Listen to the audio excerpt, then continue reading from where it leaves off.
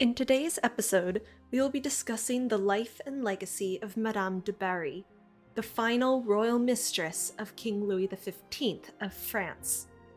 Discussing Madame du Barry today with me will be Dr. Christine Adams, a historian that focuses on French family and gender history, and is the author of the book The Creation of the French Royal Mistress, From Agnès Sorel to Madame du Barry.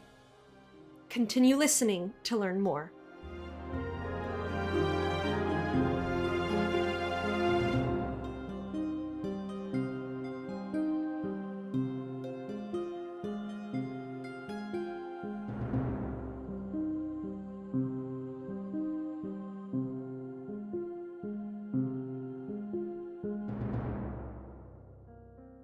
The role of the mistress has existed in society for centuries, but the French royal mistress created an entirely new position for women within the royal courts throughout Europe.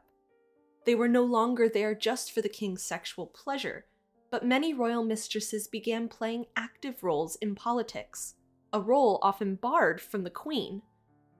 The mistresses of the French kings are some of the most iconic and recognizable: Madame de Pompadour, Agnès Sorel, Madame de Montespan, Madame de Maintenon, and Diane de Poitiers. These are just a few of the hundreds of women who came to dominate the French court. In many cases, they all shared a similar background: daughters of minor nobility who knew the ways of a royal court and played their parts accordingly. However, in the waning years of the French monarchy, one woman scandalized the French court by coming not from nobility, but from the working class. Jeanne Bécu, later known as Madame du Barry, was a self-made woman, if you will, who achieved wealth and infamy by supposedly rising from a brothel to King Louis XV's bed. Depicted both during her lifetime and after as a vulgar, social-climbing courtesan, Madame du Barry has rarely gotten a fair depiction. However, when truly analyzed, what she was able to achieve by the age of 26 is nothing less than astonishing. Jeanne Bécu's life did not look promising at birth. Born in 1743 to a single mother, Anne Bécu, and an unidentified father, Jeanne was in an unforgiving position. Illegitimate children have rarely fared well in the pages of history.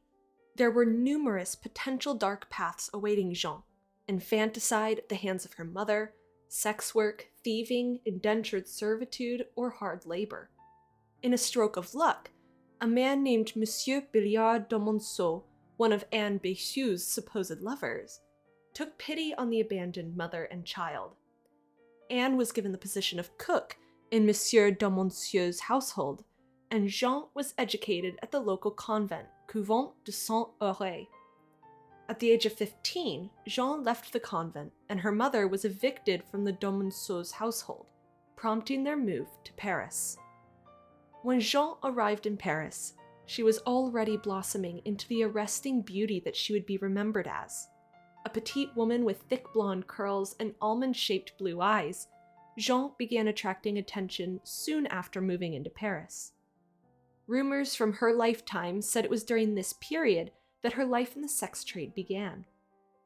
While she was accused of coming from a brothel, it seems that from the beginning, Jeanne gravitated towards sexual relationships with wealthy and influential men. Around 1763, Jeanne came to the attention of casino owner and high-class pimp Jean-Baptiste du Barry. He introduced Jeanne to the life of a courtesan and the influential position she could inhabit in the role. During her rise through the parlors of Paris, Jeanne began relationships with high-ranking men, such as Duc de Richelieu and the Treasurer of the Royal Navy, Maximilien Racdi de Saint-Foy, in addition to her benefactor's older brother, Comte de Barry. It was during a visit to Versailles with Duc de Richelieu in 1768 that Jeanne first came to the attention of the lonely King Louis XV of France. Louis's wife, Maria Linskaya, had died that same year, and his royal mistress, Madame de Pompadour, 4 years earlier.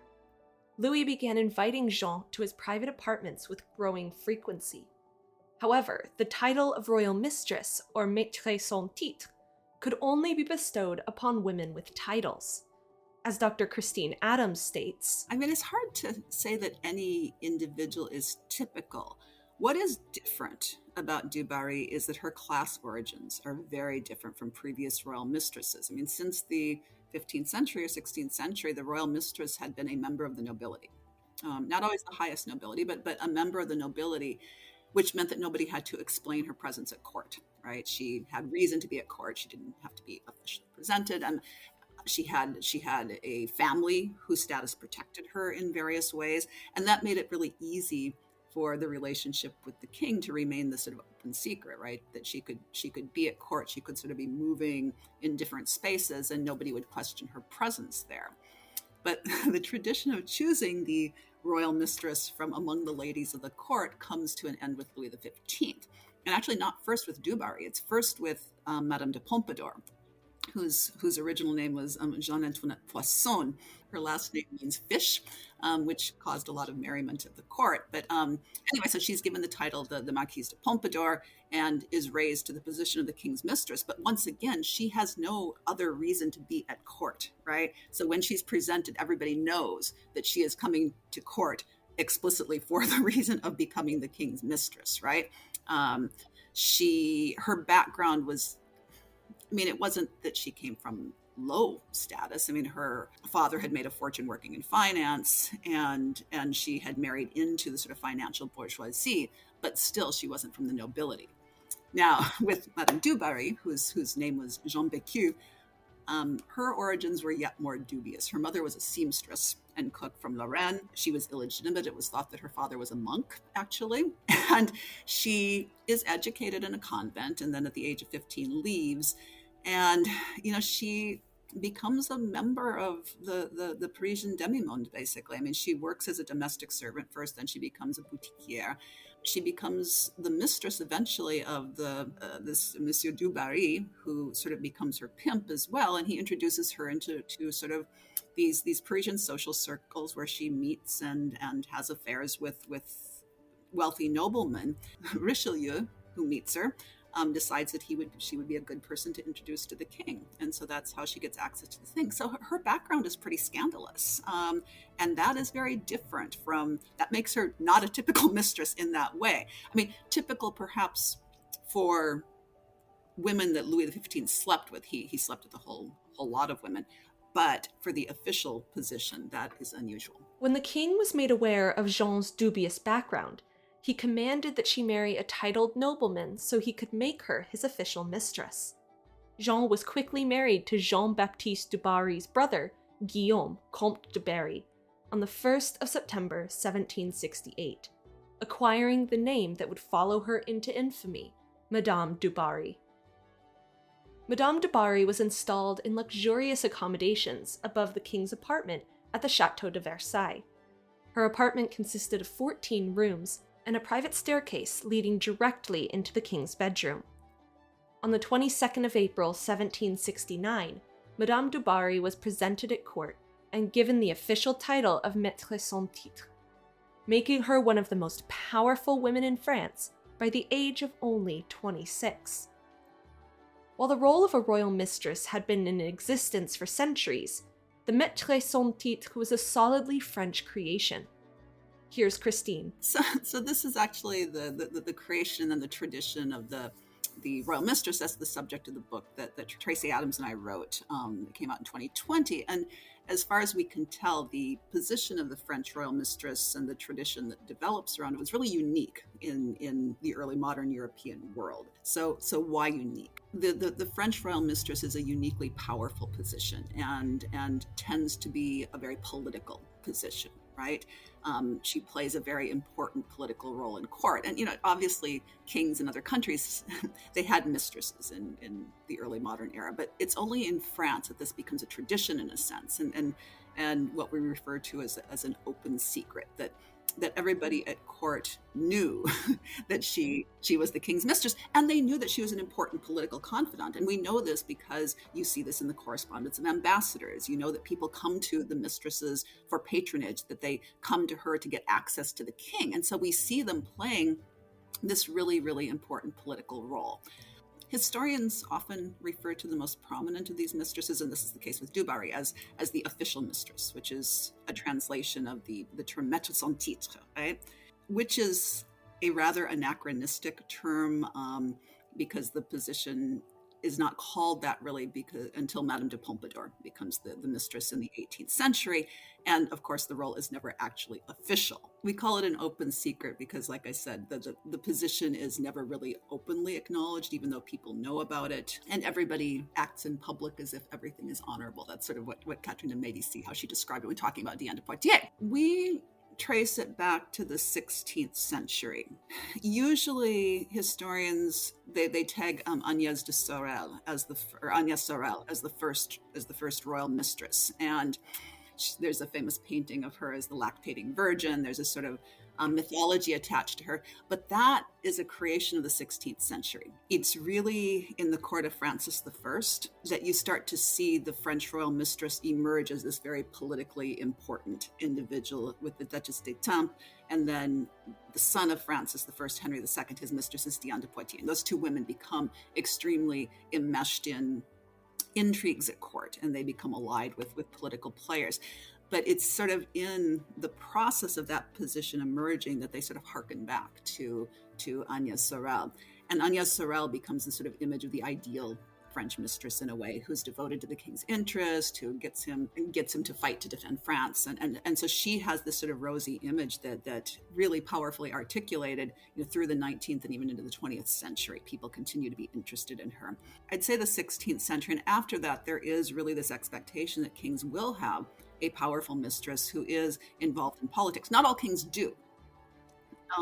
And they don't have necessarily a mistress who plays that role throughout their entire reign. Louis XIV, for example, when he's young, his mother plays a really important role. And you never seem to have a powerful queen regent or mother at the same time that you have a powerful mistress.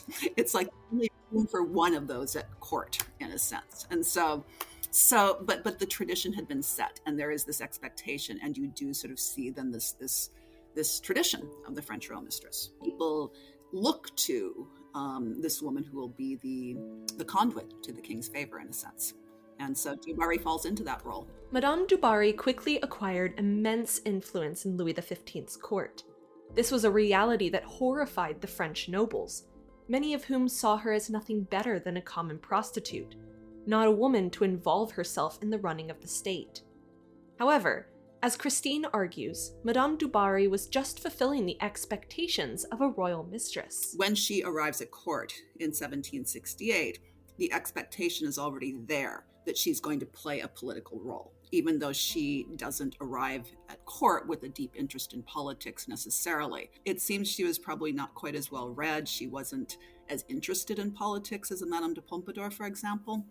However, she becomes very much embroiled in the fights among Louis XV's mistresses, notably the Duc de Choiseul, who was the king's chief minister, hates her. And he had wanted to find somebody else for that position. He had been very much linked to Madame de Pompadour. She has the sponsorship of the Duke of Richelieu and his nephew, the Duke of Aiguillon, and they sort of try to use her as a wedge to get rid of Choiseul, and they're successful. I mean, he's out of court by the end of 1770. So she gets involved in these factional politics, and in large part it's because the stage had been set by the sort of previous genealogy of royal mistresses, and she's going to be allied with what's called the Barryan faction at court until Louis's death in 1774. Madame du Barry was a hated figure by both the nobility and the populace. For the populace, she personified all the gross decadence of the French court at Versailles, while for the nobility, she became a death knell, signaling their loss of being able to rely solely on their titles to succeed. Christine emphasizes the importance of looking at the context of the era Madame du Barry was coming to power. Madame du Barry, I knew about because I've been a scholar of the French Revolution for a long time. And so she comes up in the literature.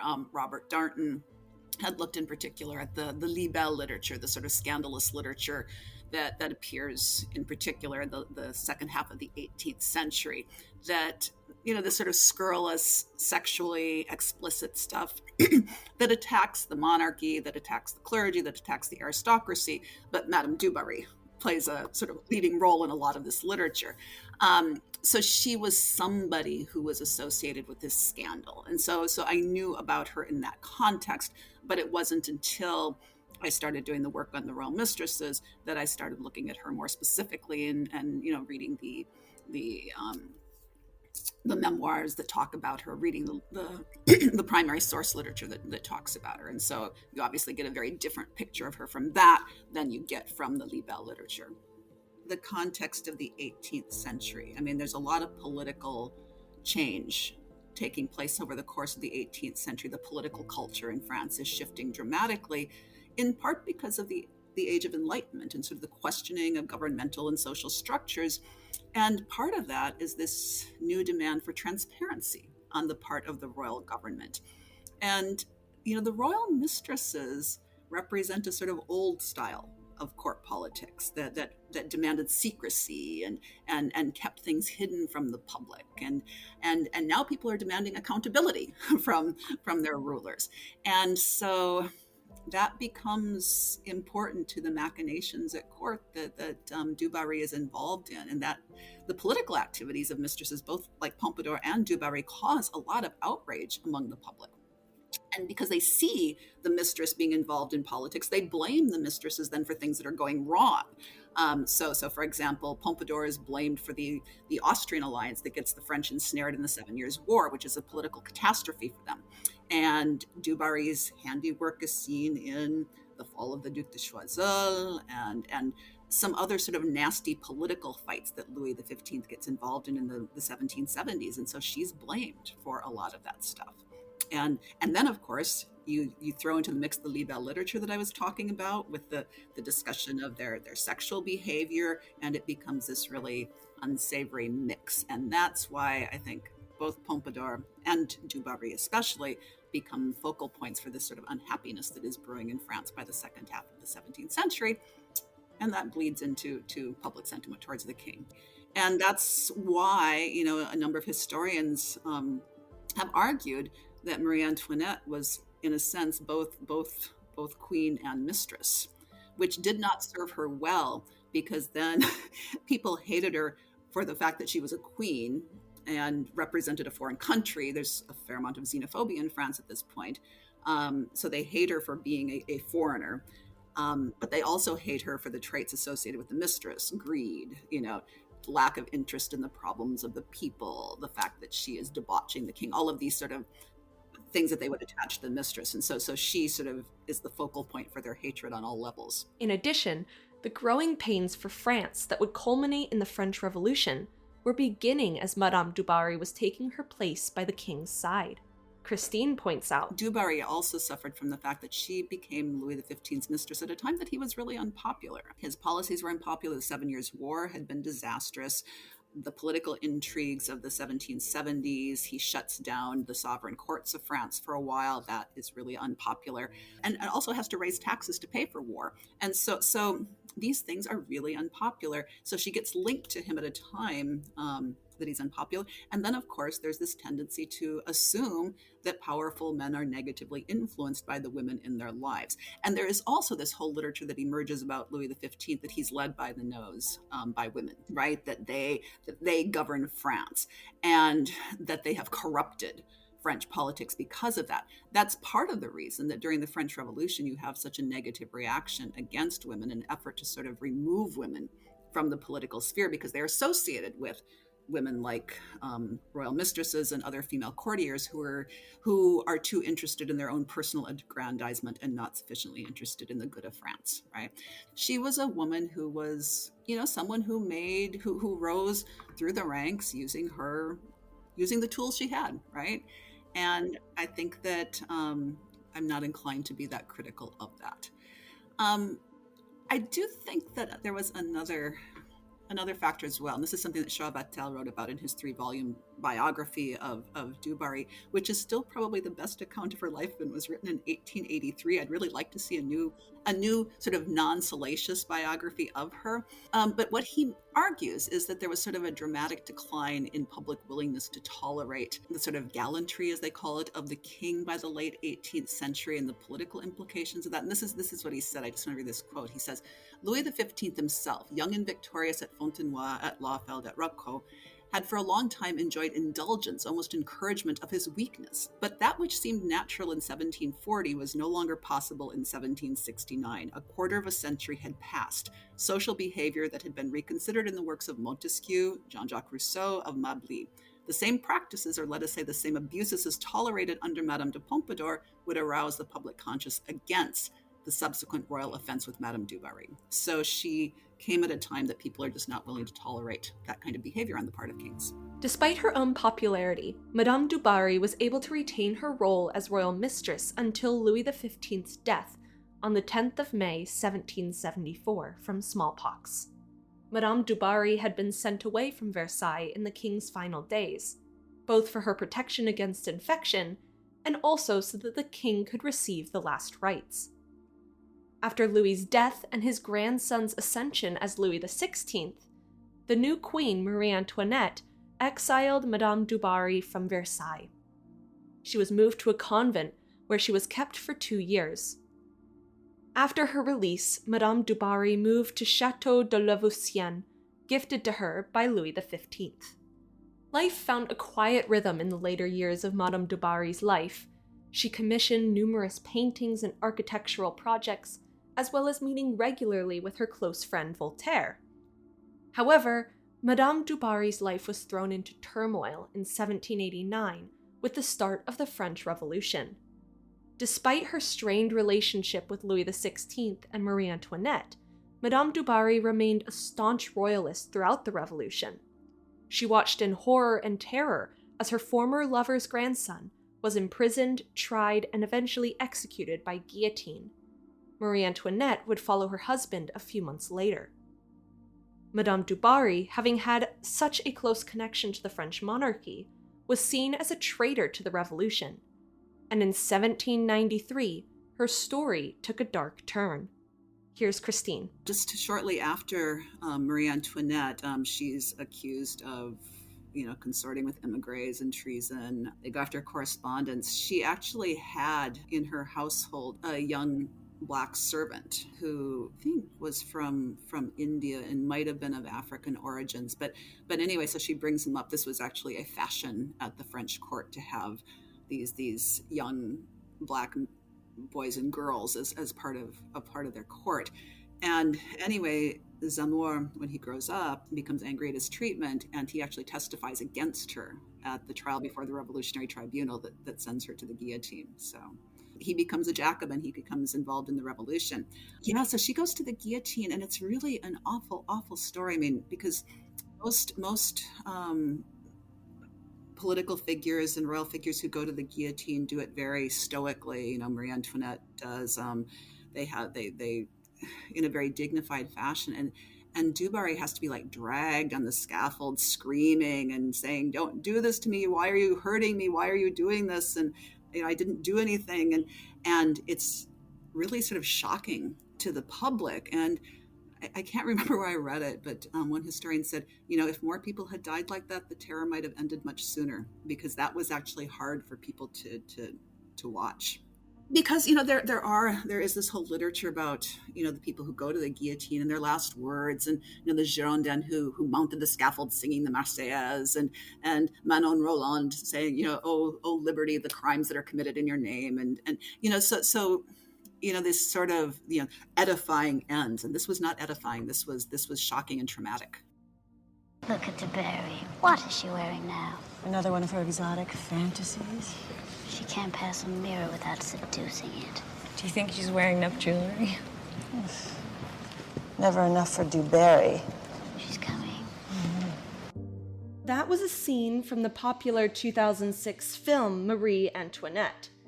In that film, Madame du Barry is portrayed as nothing more than a vulgar, self-absorbed, sexually promiscuous mean girl. This is not a depiction that is unique to Madame du Barry. Royal mistresses have rarely received a positive portrayal in Hollywood. Christine discusses the role of the royal mistress in media.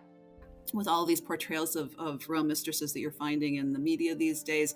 I don't know if you've seen The Serpent Queen, the recent series about Catherine de Medici, and Diane de Poitiers. Portrayal is terrible. I mean, she looks, she's not particularly attractive as portrayed, although the actress who portrays her is actually really attractive. But the way they portray her is just sort of silly and not very smart and a horrible human being. And that's just not at all the kind of person she was. And with du Barry, they never find somebody who's as attractive as it sounds like she really was. And they never find somebody who has the personality that you assume that she had. And so I'm always bothered by the treatment of these people in movies.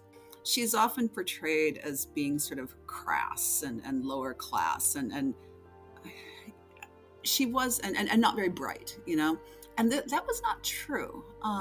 Despite her origins, she was very elegant. I mean, she had good taste. And, because of the fact that she had been brought into these circles of elite men, she learns how to be very comfortable in that elite society. And it also appears that she was, in fact, quite intelligent. And here, the memoirs are always mixed. And one of the problems when you're reading about somebody like du Barry is sort of like sorting through the evidence and trying to say, okay, what are the primary sources? What are the secondary sources? Who actually knew her? What's their political agenda? What are they trying to say? So a lot of memoirists say that she was not very interested in politics.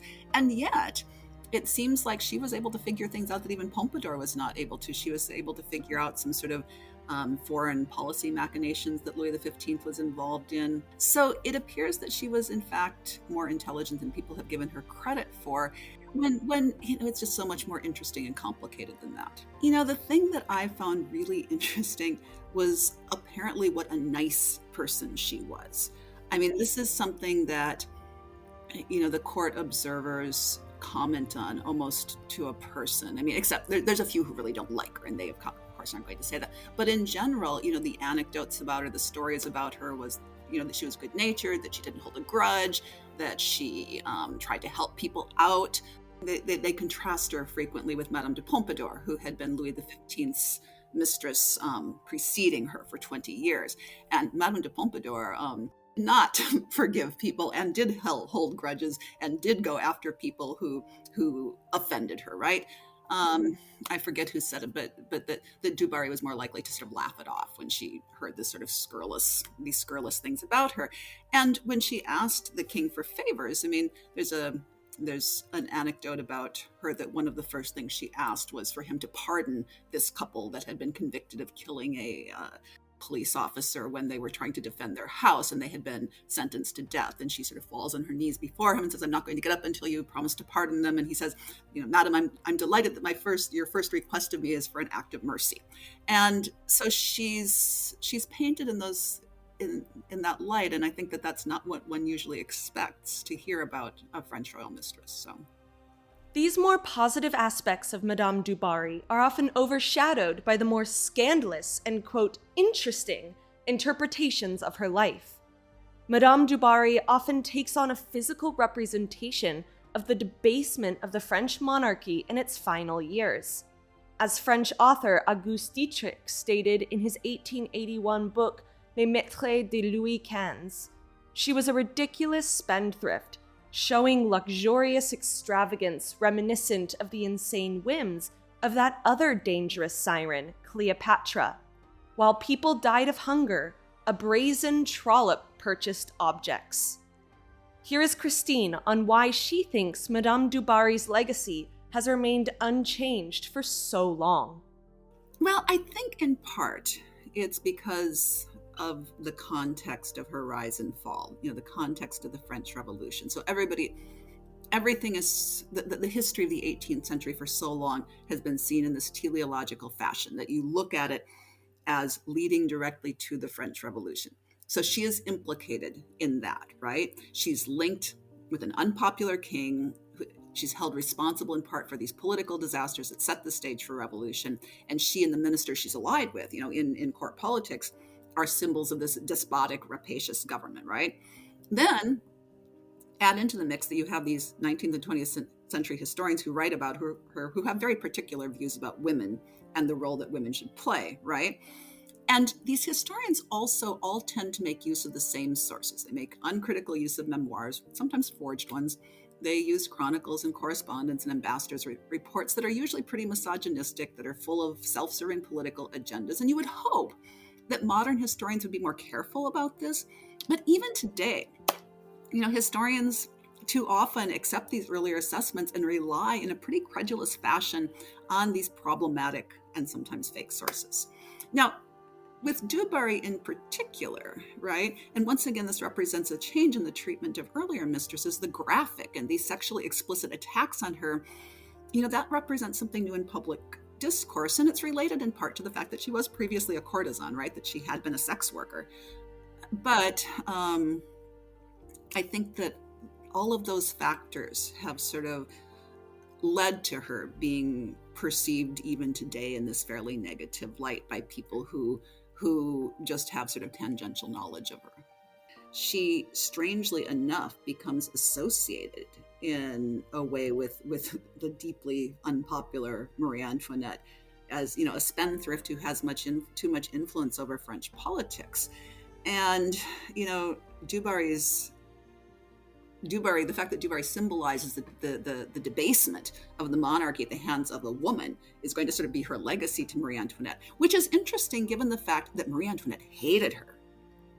Marie Antoinette arrived at court and she was appalled to find out that this woman of ill repute had so much influence over the king, and refused for a really long time to have anything to do with her or to talk to her.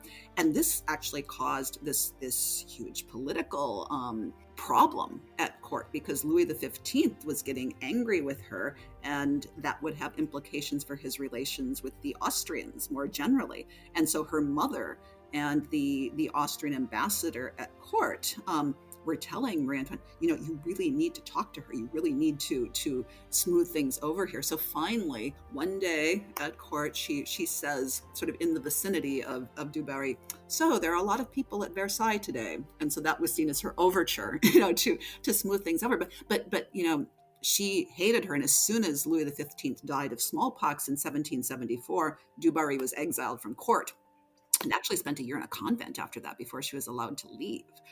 Because of this animosity that Marie Antoinette and Louis had towards her. Interestingly enough, though, and this once again sort of says something about her unwillingness to hold a grudge, Du Barry remains a royalist and sympathetic to both Louis and Marie Antoinette as the revolution is starting, and sort of offers them support. And it is an interesting link to Marie Antoinette, and of course they die in the same way. Well, for the last 10 years, I've devoted my scholarly career to sort of trying to undo the damage that was done by 19th and 20th century male historians who have gleefully trashed the reputations of women, right? Or have fundamentally misunderstood their role, their motives, their contributions. And so, that was part of what Tracy and I were trying to do in the book on the creation of the French royal mistress, to try to get through all of those misconceptions and to try to go back to the original sources to understand what was written about these women at the time. What do we have evidence for? What do we actually have proof for?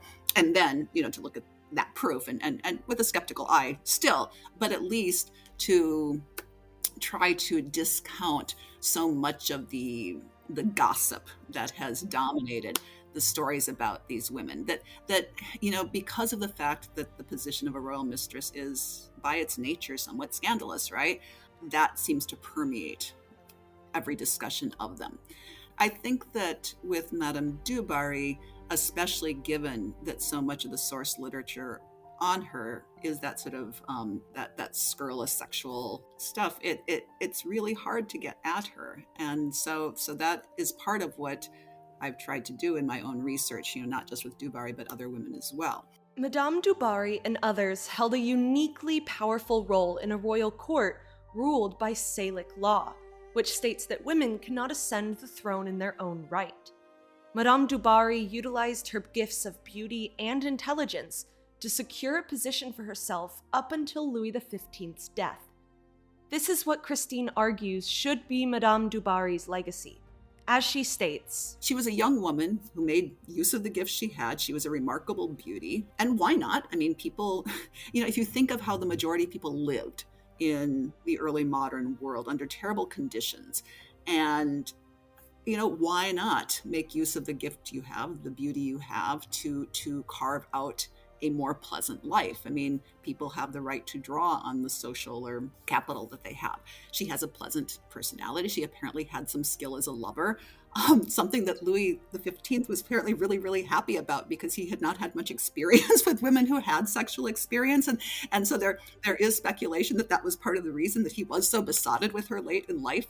Madame de Pompadour was totally uninterested in sex and found it really unpleasant. And and then the mistresses that were brought to Louis XV at the Paco-Cerf, the place that he would be united with these young women, a 15-year-old with no sexual experience is not going to be a particularly pleasant experience necessarily. And so she was somebody who did have, experience in this world, and he was apparently quite drawn in by this. So just, she's a human being. I mean, she is a nice person. She has probably blinders and flaws, but who doesn't? So, and if not for her position, she probably would not be of interest to people, but she, because she was blessed with these gifts of beauty and drew the attention of a king, there it is. I guess I would say she's a woman of her time. She makes the best of her situation. I don't think there's any sort of particular feminist lens to see that through. I think that we judge people by the standards of their time, and don't try to turn them into something that they were not, for good or for bad.